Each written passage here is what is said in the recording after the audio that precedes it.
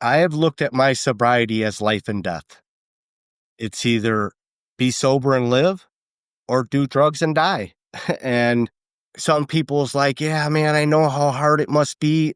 This time has not been hard for me. I don't know if that's a gift from God, having a life now and having a home. And, I didn't have responsibilities or what I thought was important to build your credit up or, to be able to buy a home. And now that I have all these responsibilities, I take so much pride in that. And I don't think that I have the answers for everybody to get sober, but I wish that they would give God a try and turn it over to him. I think they would have so much more of a chance.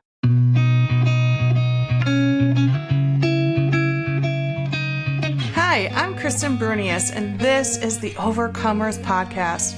I am so excited for you to hear the stories of incredible people overcoming trials and turning them into triumphs. From everyday moms and dads to entrepreneurs to community leaders and beyond, you'll see how everyone has a story of overcoming, and those stories are what connect us all. Let's hop right in.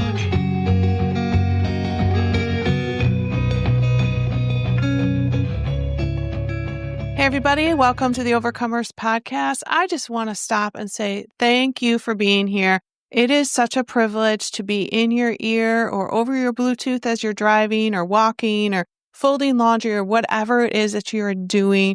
It is an honor that you are taking time out of your day to listen to these amazing stories. So this week I recorded with Matt Frye. I actually just finished recording with him, feeling a little teary-eyed and emotional because his story is one of just overcoming and stopping the spiral.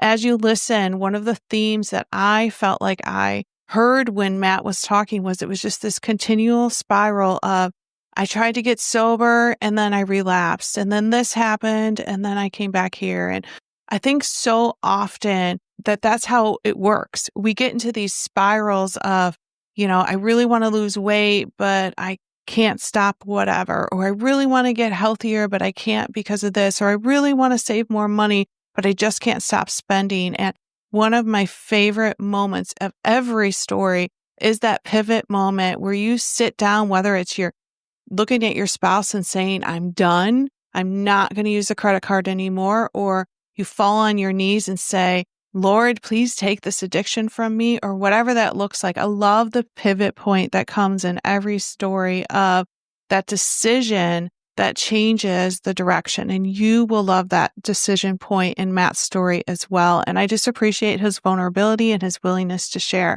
And speaking of making a decision, as you guys know, this podcast is sponsored by my business with Soul Naturals. And sometimes those decision points or those points when you want to stop the spiral can be really, really overwhelming. And you almost get like decision paralysis. And I know in the natural world that can be really overwhelming. You walk into Walgreens and there's a gazillion products A to Z, and they're called A to Z, vitamin A, vitamin B, vitamin C. And it can be really overwhelming. And so the sponsor, as I said, Soul Naturals, we want to make it super easy for you. So as I've talked about in the past, we have that sampler pack. It's $14.95 where you can try one of each of our top selling products. And so you can find out what works for you. It's $14.95. It comes with a $15 gift card in the package. And so you can virtually get it for free and use that $15 to your next purchase. So check it out. Whether you're looking for more energy or blood sugar balance or a protein or a collagen or something for sleep or anxiety or hormones, you're going to find it in those products and I will guide you through them. So check it out. The website is soulnaturals.com/Kristen.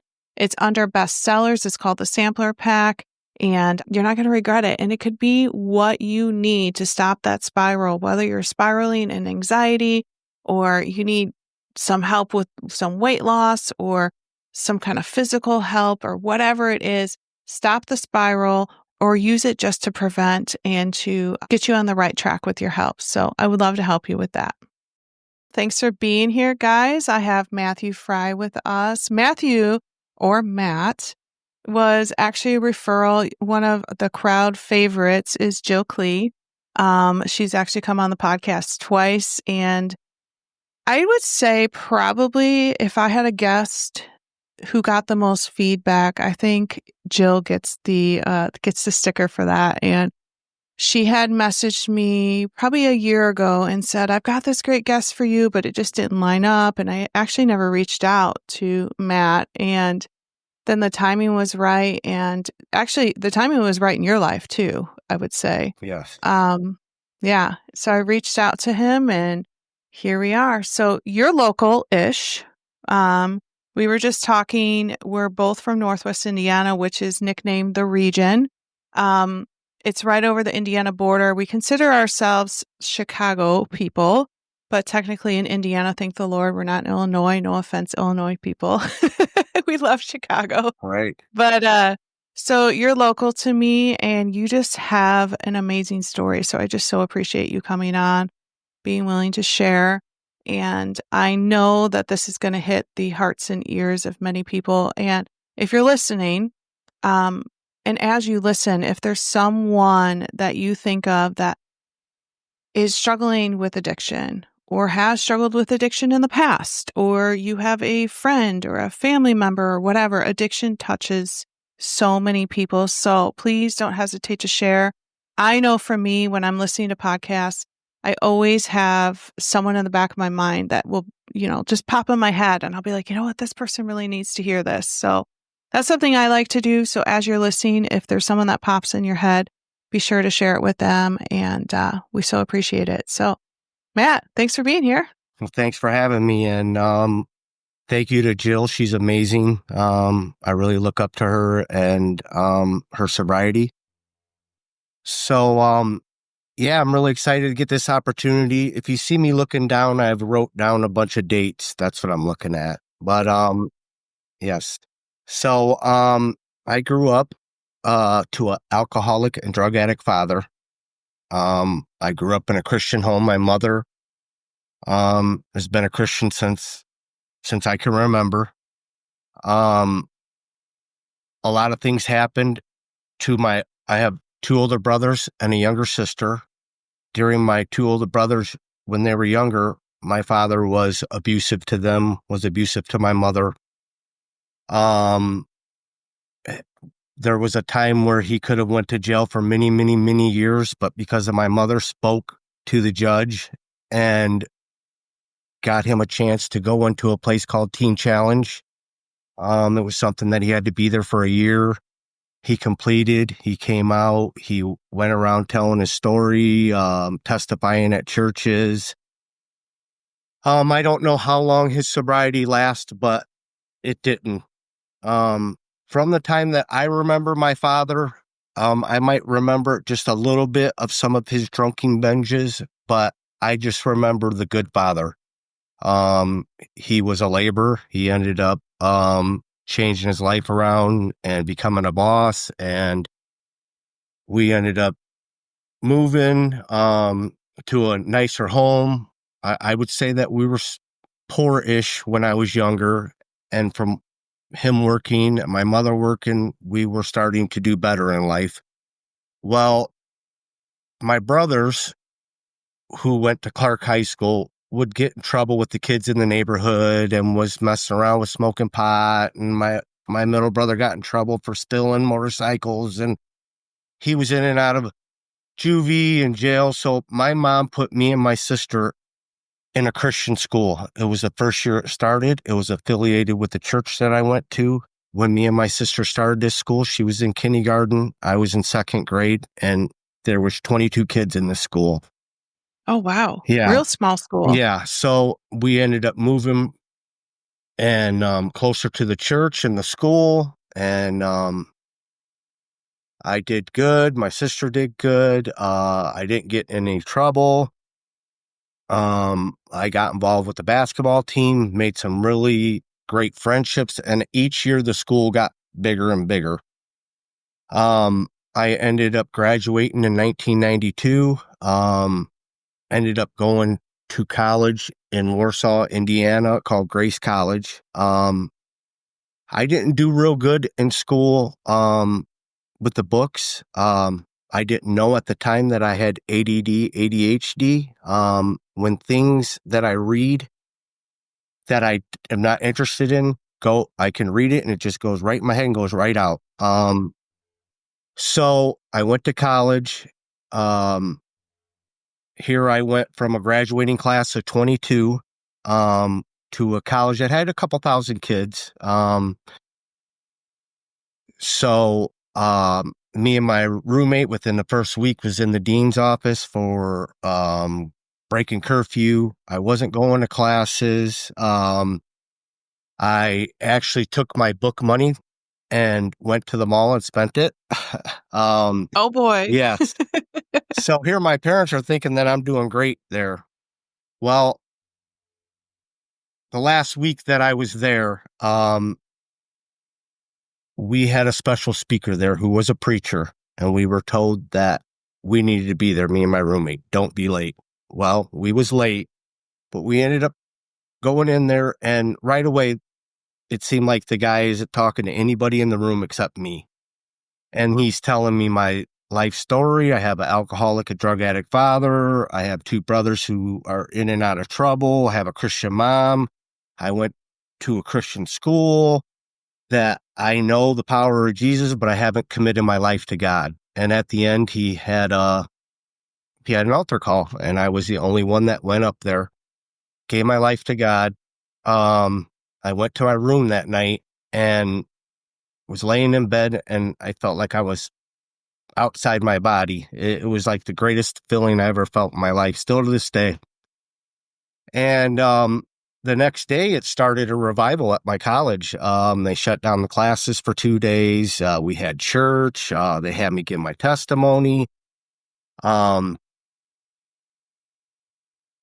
within the next day, my mom comes to college to get me because they can't pay for college for me to be failing every one of my classes.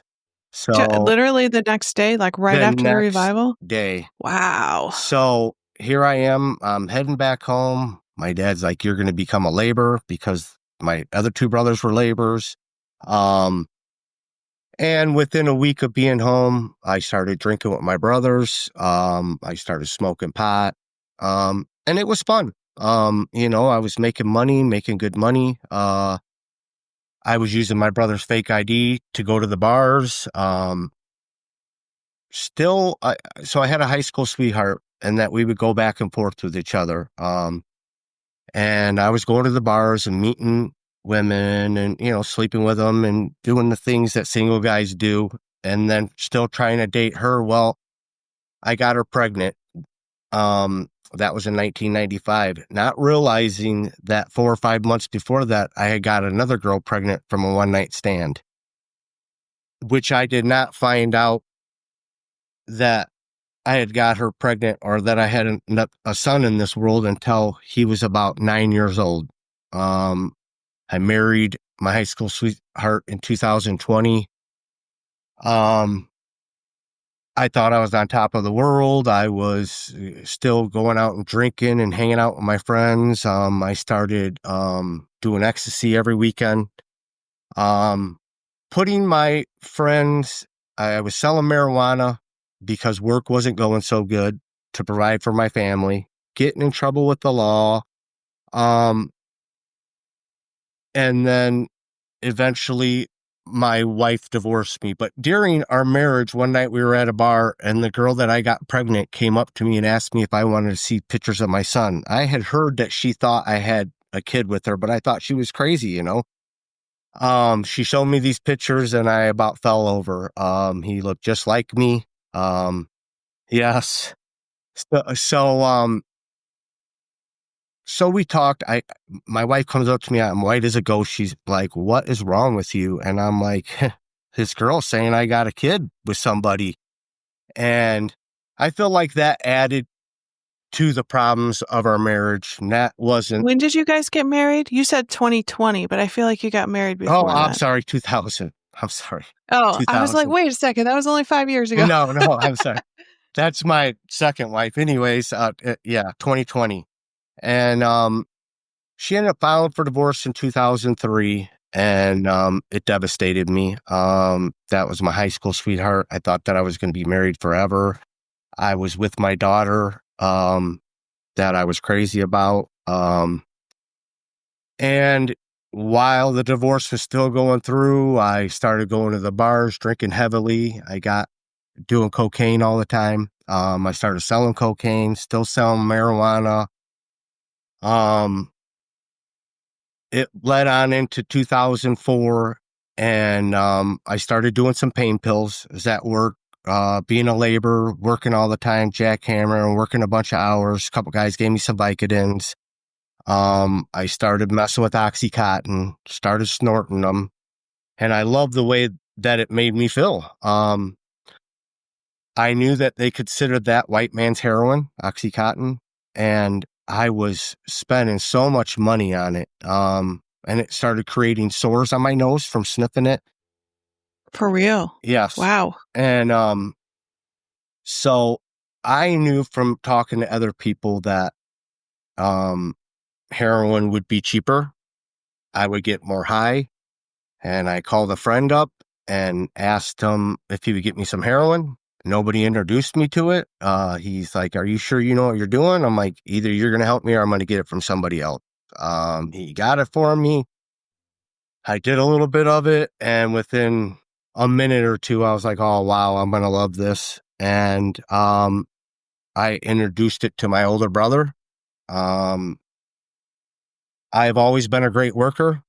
I always took pride in that. I feel like that after basketball in high school, I felt like work was my next sport. I wanted to be the best that I could be at being a laborer. And I didn't want people to think that the only reason I got my job was because of my father. And I wanted to make him proud. And so when I was doing heroin, it would keep me up for 2 days. The first day I would be Superman and jackhammer, run circles around people. Then coming in the next day, then it's got me down. People are noticing. I'm nodding out. I'm itching all over the place. And I'm starting to get fired from jobs, laid off earlier. Guys who aren't as good a workers as me, they're keeping because they're being there every day. So Can you explain a little bit? So you said itching. So tell us a little bit of like what it's like coming down from heroin. what's it like coming down from heroin? Well, it, for me, that's the part where the nod comes in and I start getting sleepy. And then, and then I want to sleep for 20 hours. Uh, yeah. So, um, you can't show up to work the next day if you're sleeping for 20 hours. And, so I start, and with working with the laborers, you put your name on the list and they send you to the next job. And I didn't have no problem getting jobs because everybody knew my reputation of being a good worker. And the next thing you know, I'm getting fired from all these jobs. And I lived my life like that for a couple years. I met a girl in 2006, um, introduced her to heroin. She was already doing, I think, Vicodins or something like that, smoking weed and stuff. And it was great. It was the first time. I feel like when I started doing heroin, I wanted to destroy myself because of the devastation of going through a divorce and not having my daughter with me. So I just didn't care. I met her and I thought finally for the first time, I let go of her divorcing me and started Because you didn't feel anything, right? Exactly. I numbed myself. And, well, during this time, I've had a great relationship with my family, so close, great relationship with my middle brother, but he knew what I was doing. Um, he was an alcoholic, but he just didn't want anything to do with me because I was on heroin and seeing all the stuff that it was causing in my life at work. He used to look up to me. And we would work together, we would still have a relationship, but it wasn't what it was. And I got with this girl and, we partied for a couple years. We ended up getting a place together. I went to my brother's, got a car went to go use his car. I couldn't find heroin, so I did some Xanax, which I never do. And Xanax destroys me, like, makes me black out and all that. Well, as I took the 2 Xanax, I got a phone call from the guy who was getting my heroin, and I ended up getting my heroin. So then I did some heroin. I took my brother's car, and not that he knew, and mind you, he just got this car 2 weeks ago off a car lot and hadn't even made the first payment on it. Took his car and went to go meet some friends and was on 80-94 doing 90 miles an hour, ran into a back of a semi, waking up to the airbag blowing up in my face. I didn't have a scratch on my body. I got out and ran to my buddies. They ended up contacting my brother. My brother had to tell him it was me. So I ended up having a warrant out for my arrest. My brother was severely mad at me. I hid out at my mom's for a couple of days, tried to sober up a little bit. My brother calls me up and says, "Hey man, what's going on? Why ain't you calling me?" And I was like, "Well, dude, I didn't think you wanted to talk to me. I destroyed your car." "Well, you're my brother. You mean more to me than a car." But at the same time, he wanted me to come over so I could get some heroin so we could use. Um, so I ended up getting a warrant for that. In 2008, I ended up getting caught for this warrant. The reason why I didn't get caught sooner, because I would use my cousin's ID and his information. I memorized it. He's a redhead. Well, a neighbor knew that I was doing that, and we got into an argument, and he called the police and said that I'm going to give a fake name. So when they came to my house, I tried to give the fake name. They said, "No, you're Matt Frye. We know from all your tattoos, the name that you're giving this guy don't have no tattoos." So I ended up going to jail, Porter County and Lake County. I did 7.5 months. Oh. Yeah. Can I ask a question? Sure. When you say you were using your cousin's name, like, were you using that for employment or? No, I was using it because my license was suspended. I would use it when I would get pulled over so I wouldn't, get arrested for the warrant that I had. So I did this 7.5 months. I got sober, of course. I had no choice. After the first couple months of being there, I stopped pouting about it. My mom would send me a bunch of books to read based on faith. I ended up giving my life to God in jail again. And things got better. I got out of jail, which, mind you, my parents came to visit me every time that there was a visit. So I got out of jail, went back to laboring, wasn't using, was occasionally drinking, which I didn't think had anything to do with my addiction. I was laboring. I was working with another laborer. We were running jackhammers, and he kept nicking his hands up. And I was messing with him and telling him a real jackhammer man don't mess his hands up.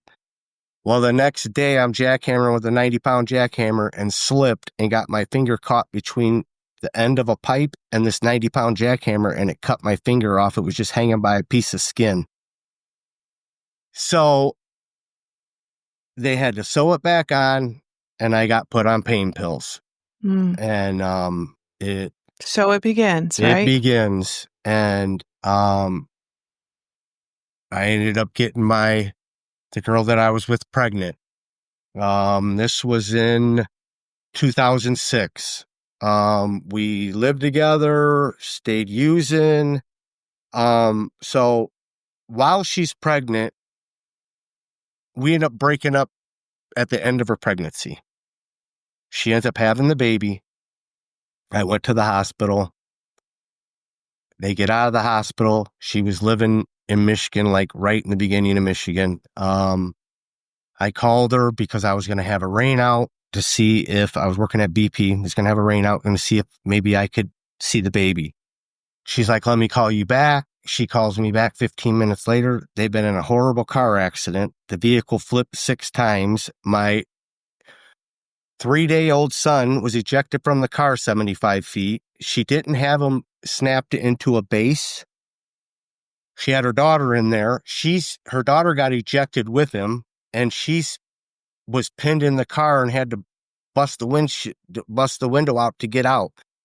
She's like, I need you to come and get Chase. So I'm driving to Michigan, and I get there, and Chase is getting flown off in a helicopter to a children's hospital. He had blood on it. Oh my gosh. He had blood on his brain. The next 24 hours was life and death with him. They said that he could have a seizure. That was what was next. He did. Actually, while I was holding him. And mind you, I'm sober on Suboxone during this time, and going through that, he ended up making it. Her and her daughter, they were superly banged up, broken arms, and her head was all swelled up. So they ended up getting through that, but it caused us to get back together. We ended up getting a place together. We're using again. So in 2010, my son, who I haven't had much of a relationship with, I've only seen him a few times. This is the one you found out about Yes. in the restaurant, correct? His name is Rocky, and found out in a bar. Yeah. So I get a phone call. His mother ate Xanax and killed herself. Overdosed and died. Accident or suicide? They said suicide. So she did it on purpose. He was adopted from the guy that she was married to. Well, he calls me up and says, Dad, I want to come live with you. By this time, me and the mother of my son is both heroin addicts, but I said yes. So he comes to live with me. He isn't there a week. He already at 10 years old, broke into my neighbor's house and stole something.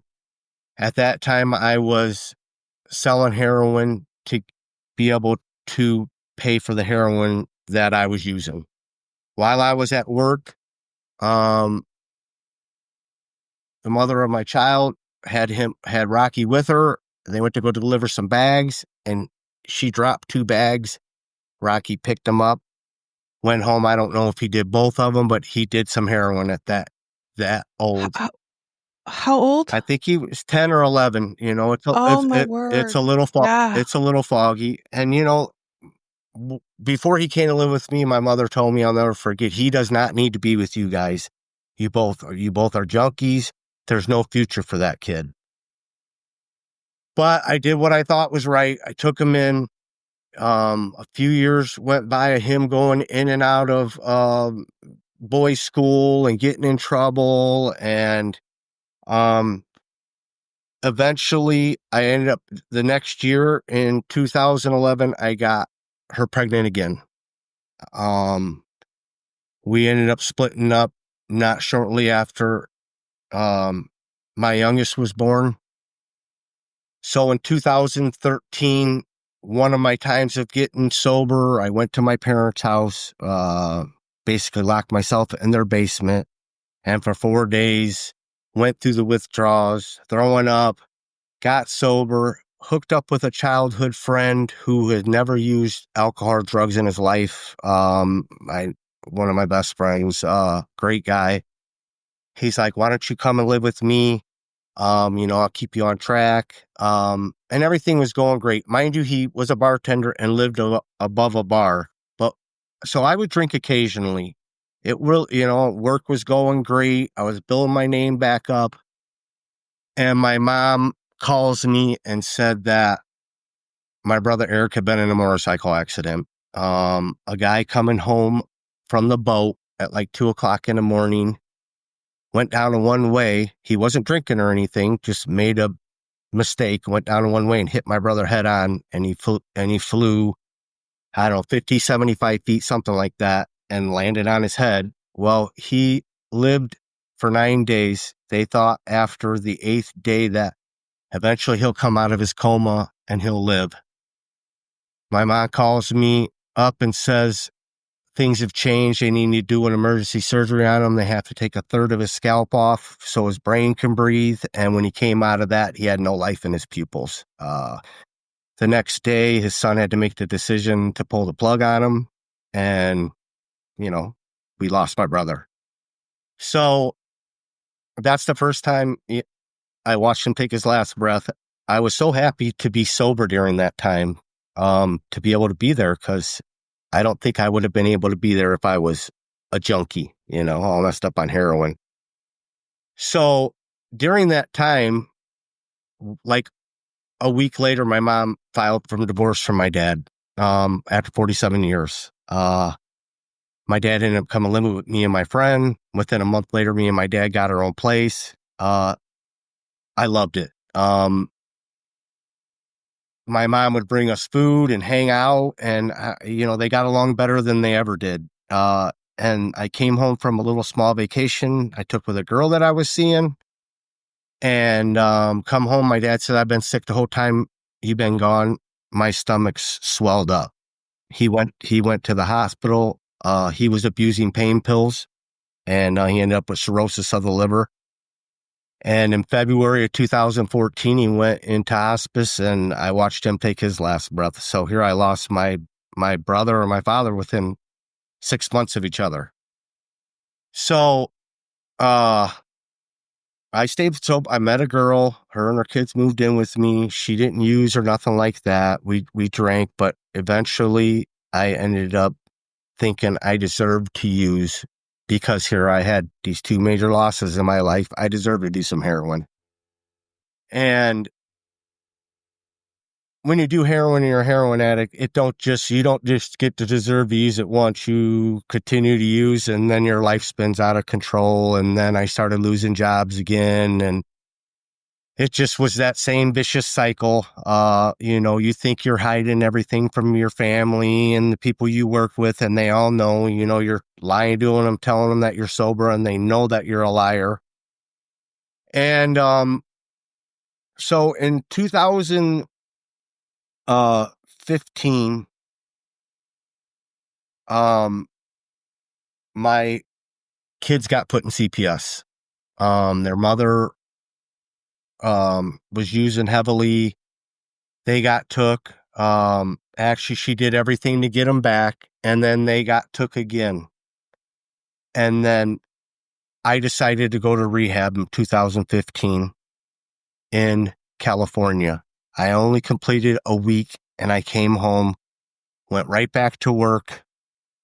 Within a week of being home, I was back to using pain pills and back. So, I tried to do what they told me, what I liked, what I learned in rehab.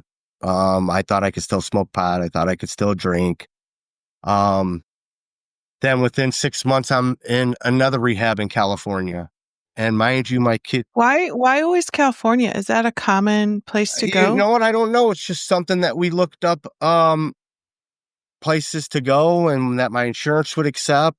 And got it. we thought that it would be good for me to be that far away. So the second time, I ended up doing everything the court wanted me to do to get my kids back. So I got them back. Mind you, Rocky's 18 at this time. He's in jail.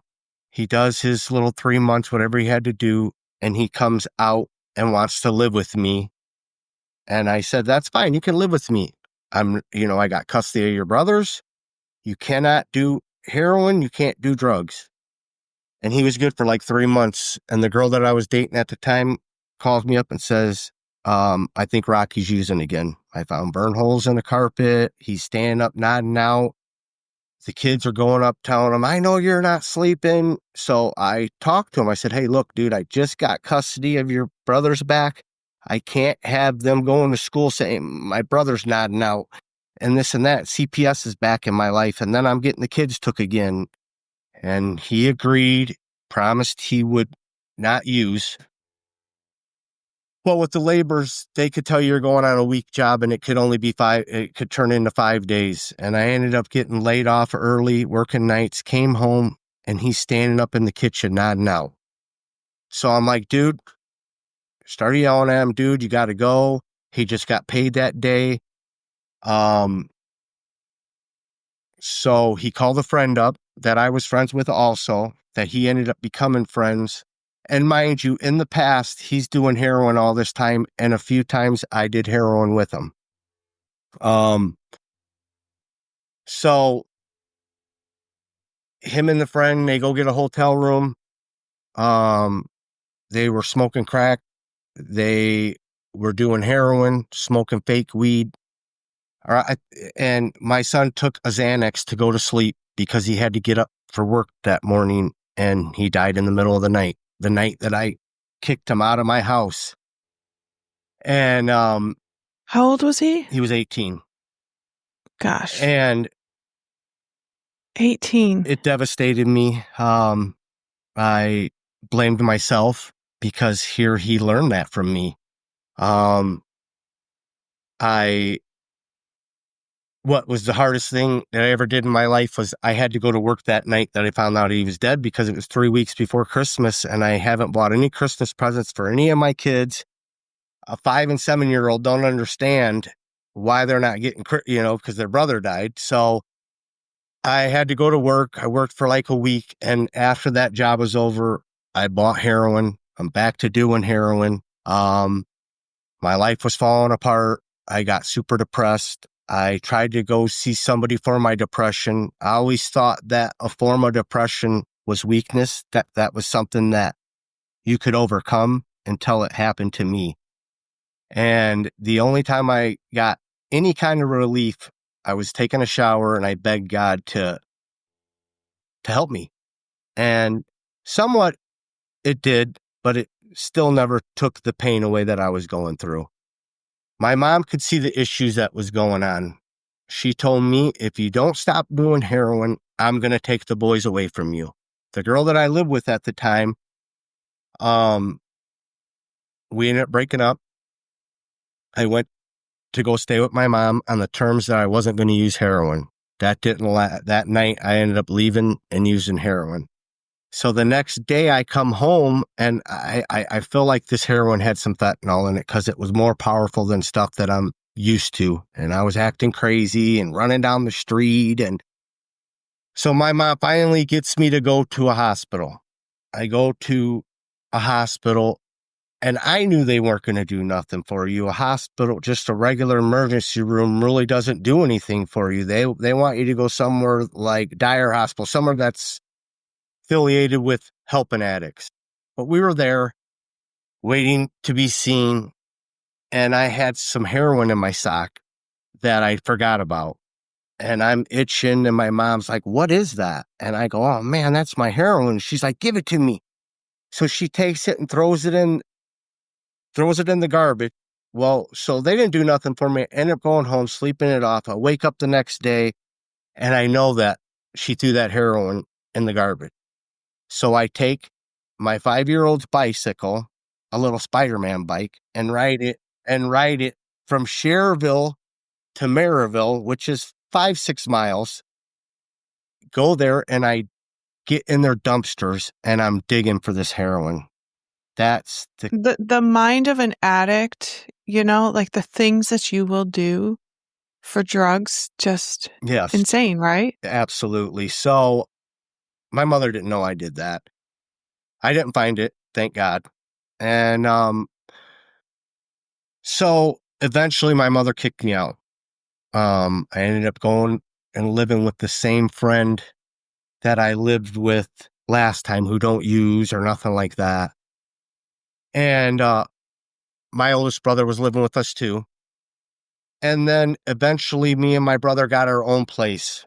And it got so bad that I was starting to smoke crack and do heroin and going to the boat. I have a gambling addiction. I had a gambling addiction, and a lot of that went with using. I would go to the boat and do heroin and gamble all my money away. And well, during that time, my mother took my kids to CPS and turned them into CPS. Here she is, pushing late in her 60s, can't take care of a 5 and 7-year-old, or they might have been 6 and 8. Couldn't take care of them, and knew that that was going to be the only way that I was going to hit rock bottom. I hated her at the time. I went harder than ever for the next month. My mom said the only way that she'd have anything to do with me is if I went and got help. Hey, it's Kristen interrupting Matt's story real quick to remind you, don't leave this episode. Put it on pause and go check out soulnaturals.com/Kristen. Take 30 seconds, click on the bestsellers and buy that sampler pack. Stop the spiral. Get your health on track, whether you're just looking for a little bit more energy, better sleep, balanced hormones, more protein, whatever it is, we've got you covered. Check it out, soulnaturals.com/Kristen. All right, let's hop back into the episode. Going back to your son, Mm-hmm. because we kind of glossed over that. I mean, that's a big deal, Yeah. you know? So since this might be a really dumb question because I'm not familiar with this sort of thing. So Xanax and heroin, because that was 2 people that you mentioned that died from Xanax. Is that do they counteract each other, or is the mix of the 2 deadly, or was it just circumstantial? Well, Circumstantial. I think I might have got it backwards. When they went to the hotel room, he was doing heroin and then they started smoking crack. Then he ate the Xanax to make him come down so he could go to sleep. So I guess they call that like speedballing, and it just shut his heart down. I mean, I know many people who have did that and it didn't kill him. So, I don't, the guy that he was with says he woke up and he was blue. I don't know if that happened. He was there and he started overdosing and freaking out, but he could never really tell me what happened. So eventually I went to the coroners and got the coroner report and seen it, because he said that they were just smoking fake weed. And I knew that wasn't true because the coroner told me he found a track mark in his arm. So eventually I was like, look, dude, I do not blame you for my son's death. That could have happened to me when I was using with him. You guys were 2 grown men and you were partying and he died. So I just wanted to know what happened to my son, how it went down. So eventually he admitted to it. So, yeah, I heard about Vivitrol when I was in California the second time. And it's an alcohol and opiate blocker. And when you say blocker, explain to our audience what that means. That means, if you were to use alcohol or heroin, it would make you deathly ill. Oh, it would make you ill. Yeah. Got it. So at the end, living with my brother, I gambled all my money away. I was smoking crack. The money that I had was supposed to be for rent. My brother, mind you, he's an alcoholic and heroin addict, is like, dude, you got a major problem, man. You need to go get some help. So that really sunk in. I knew my kids were with the same family they was with for the second time. This family wanted to adopt them. So I looked up Vivitrol.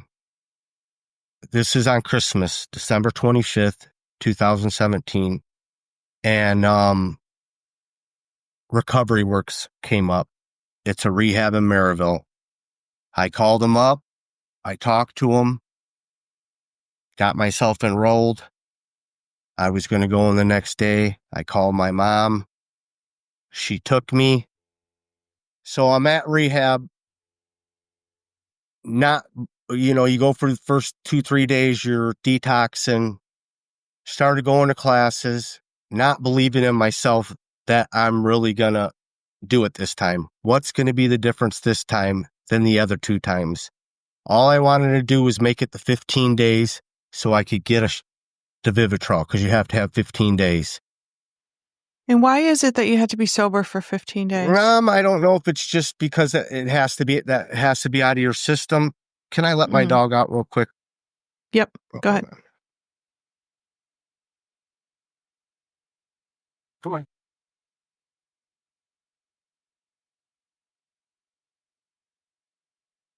Sorry about that. When they gotta go, they gotta go. Right. So I'm not believing in myself, but my faith is creeping in my head, knowing that the only way I'm going to be able to do it is with God's help. So I got on my hands and knees in my room and I begged God if he would give me the desire to quit using heroin and would help me stay sober, I would never touch anything. And after that, I started going to the classes. It was a 30-day program. I only did 15 because at the time I was going to visit my kids in a building across the street from the rehab that I was at. And I knew the desire, how important it was for me to start doing the things I needed to do to get my kids back. The rehab made an exception for me and let me enter the IOP class. The next day I came in, I got this shot. What does IOP stand for? Intensive outpatient program. It was like three or 4 days a week. I got this shot, but I had horrible anxiety. A few times where I had some outburst in the classes, in the IOP classes. They asked me what they thought their problem was. I told them, I feel like I'm ready to jump off a bridge. This anxiety's killing me. So they gave me a script. I got some Lexapro. I took that, and it felt like I was a new person. I had my anxiety under control. I never missed a class. Did everything that they told me, went to 30 meetings in 30 days, or 90 meetings in 90 days. I ended up living with my mother. I had to retire from the labors. I had 25 years in. I retired from the labors, not because the money was right, but because I knew that laboring and using heroin and using pills went together. And what was most important was to get custody of my kids. And I was going to have to take a drug test all the time. I was going to have to do all these classes from CPS. My kids wanted me to still be in their life, but they wanted the foster parents to adopt them. They were scared of me. They were scared to get in a car with me. So I was the first case to go in front of this judge on Vivitrol that he's ever had. He heard about it. He wanted to see how it would work. He's like, "You're my guinea pig. We're going to see how this goes." And I ended up getting my kids back 2 months earlier than I was supposed to. How did that happen? How did that end up working out? Well, because their mother wasn't showing up to court. Was she still using? Oh yeah, she was still using. So the permanency plan was that they wanted to give the kids back to her, even though I'm passing all these drug tests. And so I had a man judge, and I went to court the next day. I was up all night praying, in tears, tired of seeing my kids on a couple-hour visits a week. There was a fill-in woman judge, and I went in there, and she just went off on those prosecutors. Said, "I don't see how you could be trying to give this woman back these kids when this man's passed all these drug tests. She don't show up to court. She's never passed one drug test." She's like, "You get your kids back starting tomorrow." She's asked me, "Do you have a lawyer?" I said, "No, I don't have a lawyer. I didn't think I needed one." She goes, "You don't. I'm your lawyer. You get your kids back tomorrow." So, mind you, I have my daughter from my first wife. She don't want anything to do with me. I missed her graduation while I was using. We didn't have much of a relationship the years that I was using. I tried to stay in. I tried to message her, let her know that I got sober. And she's like, "I don't want to hear this crap. I've heard it many, many times over your 13 years of using. I don't want anything to do with you. You're a liar." So during the times of me getting sober, I had to message her all the time. She had every right to feel that way. I hadn't proven to her. And after 6-7 months, she finally messaged me and said, let's go have dinner. And we talked, and she's like, look, this is the last chance that you get with a relationship with me. I'm not putting up with what you've done to my brothers and me.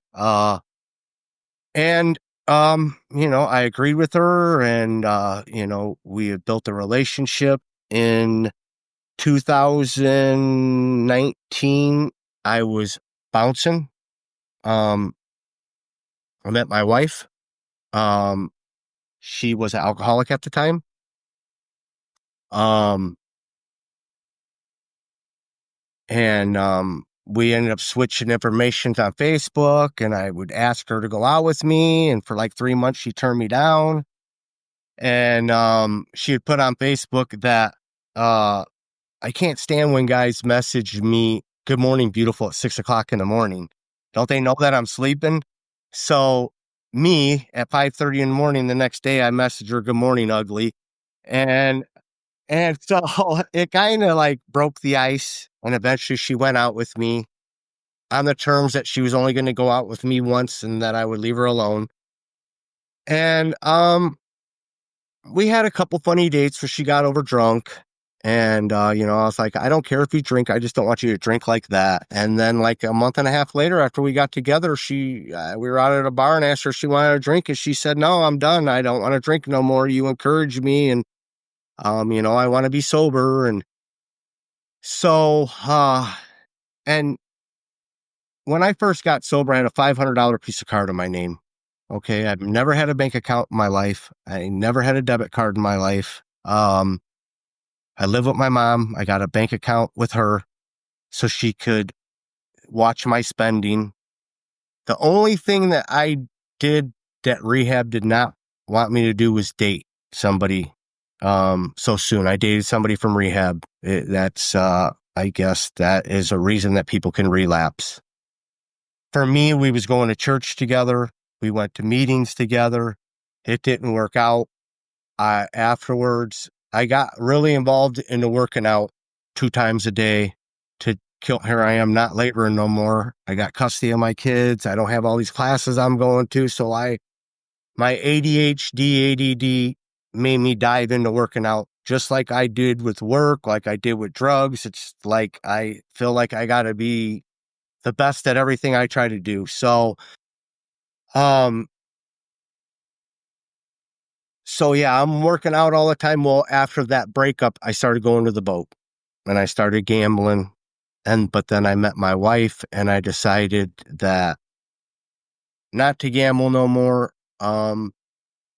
I would go to church. I gave my life back to God. I go with my mom.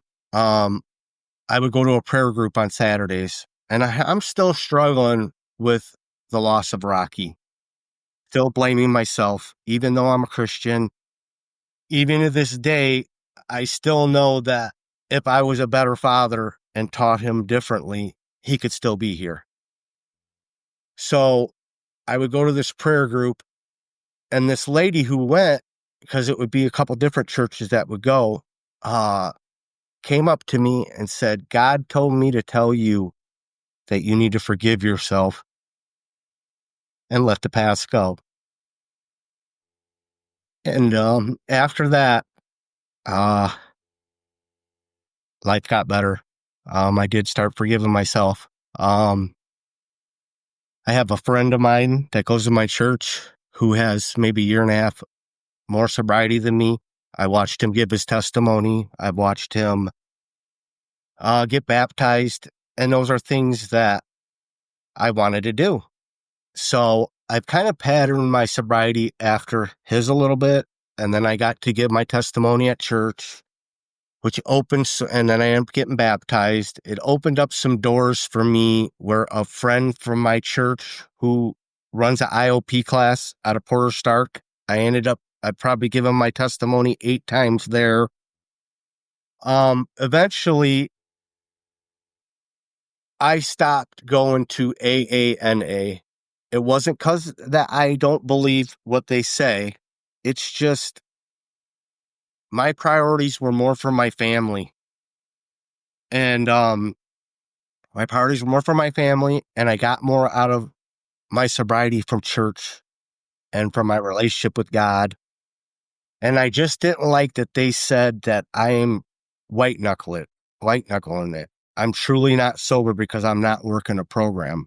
And, I had went like a year and a half religiously and listened to people tell their story.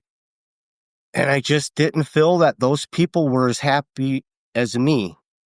You know what? It's interesting you say that because I felt that way before too. Like I got asked to be part of like an anxiety support group, like a virtual group. And I was like, I just don't feel like talking about it all the time is really helping me. And I'm not saying that there's not a time and a place. Right. Like I know that there's people like even RFK Jr. talks about how he still goes to meetings, you know? And there are people that's what they need to do and they do it. But then there's other people I could totally relate to just being done. Right. Just being like, I've moved on. This is where my cup is getting filled and I don't need to talk about addiction all the time. I get that. Now I learned so much from going to A and NA, and they taught me a lot. But so I went back to the rehab that I went to and gave my story about 3 times. And the third time that I went, I had about over 4 years sober. And the lady told me, do you realize that you have the second most sobriety out of anybody that's ever went to this rehab? And to me, of course I was proud, but I was also sad because for people with opiate addiction, it's only about 11 or 12% rate that they stay sober. So 11 or 12% yeah, for real? that's at least that's what she told me. So for me, I have 7.5 years sober, and I have never had one craving to use in 7.5 years. To me, that's God, and that's only God. And it's like I feel like that's the deal we made with each other. As long as I stay sober, uh, and I've had to learn to trust him, which is a hard thing for me or for a man with bills and family problems and doing what. See, I wouldn't be here if it wasn't for my mother giving it over and giving it to God. And on all her prayers and dealing with a father that was an addict and sons that were always in trouble, and she had to give it to God and keep having faith. And it's took me a while to get there. I'm learning to do that. I'm not saying I got it down perfect, but I pray every day. Now that I'm retired, I DoorDash. And I love it because I start my mornings off where the radio's off, and I'm thanking God and praying for the needs that people in my family or others need. And all throughout the day, I'll say little prayers. And, now we have a beautiful home. My kids trust me. Things can happen fast. One of the things I didn't want to go get sober was for because I thought sober people didn't have fun, and I've had so much fun. Me and my wife does it different than me. She believes, but she isn't as religious as I am. So, but she also thinks about drinking every day, even though she hasn't. But to me, if somebody's to ask, people ask me, how did you do it? And, I have to give it to God. And yeah, I did put my work in, but, learning to have the relationship with God and having a support system from my church and the people who pray for me and encourage me, I don't think I would be here without that. my oldest brother, who was an alcoholic and heroin addict, in early 2022, he went to go live with my mom. When he went to go live with my mom, he would have seizures from not drinking. She's done this many, many times with him throughout his life. He ended up getting sober. He was retired. He ended up getting his disability, was with my mom for about 5 or 6 months, ended up going to church with us, was doing great, wanted to get his own place. Me and my mom did not want that to happen because we had a feeling that he would get deeper into his addiction again. So the guy that was with my son when he died, I didn't have much of a relationship with him, but if he called me, I'd take his phone call. He asked me if I would give him some pee because I could pass a drug test. He's a laborer, was going on a job, needed some clean pee. He came by. I was like, oh man, you look horrible, dude. He's 10 years younger than me, look 10 years older than me. He started asking me about my brother Wally. I said, hey man, my brother Wally's doing great. He's retired, got his disability. Do not go by him. Stay away from him. So I don't know if he left my house and called my brother and they started partying. And 2 days later, my brother's dead from fentanyl and cocaine overdose. So, yeah, that was in 2022. So you lost 2 brothers, a dad, and a son. Yes. My brother, my father, and my son was all in a 3-year span. And then my brother in 2022. So I lost the 4 most important men in my life, to alcohol or drugs. My brother, if he wasn't on his motorcycle drinking at 2:00 in the morning, would not be dead. So yeah, but I've learned to stay sober. You're going to have losses. I have issues with my kids, but I never once thought that the answer would be to go back to heroin or to using drugs or, I've got some teeth pulled and it's very painful, but I know that I can't take pain pills. I know that. And, I have looked at my sobriety as life and death. It's either be sober and live or do drugs and die. And, some people's like, yeah, man, I know how hard it must be. This time has not been hard for me. I don't know if that's a gift from God.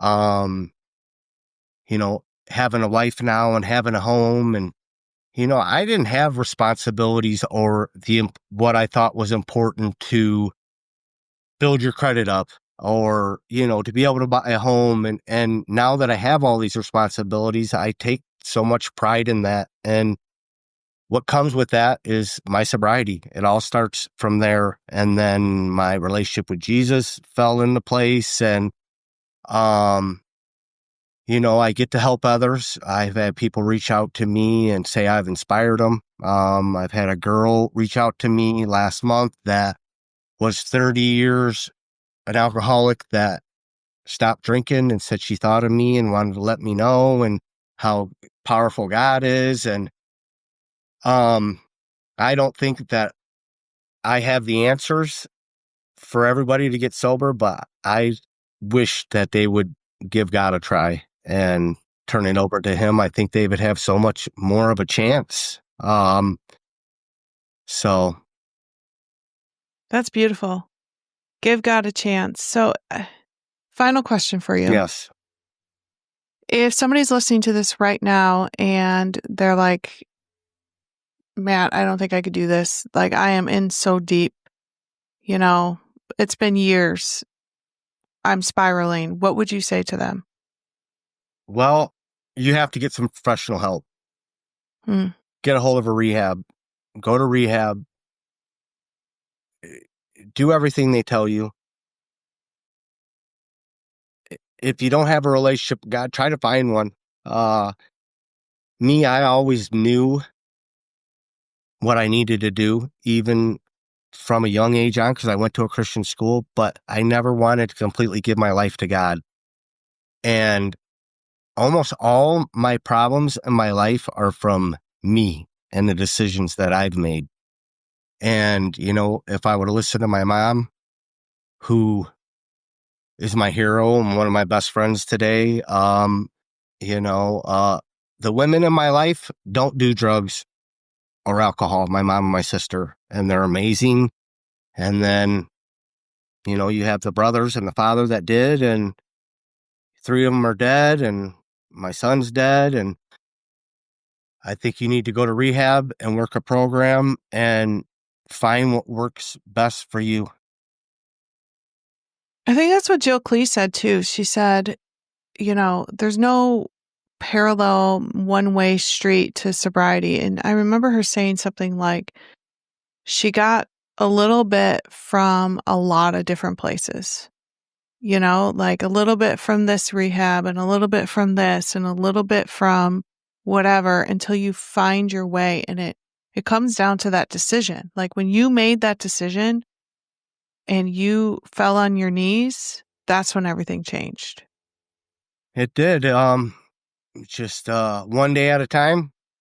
And then eventually, for me, it just got to be, this is my life and this is the way I'm going to live it. And I'm going to let God be in charge. That's right. That's right. Well, I think that's the perfect place to start, or not start, stop.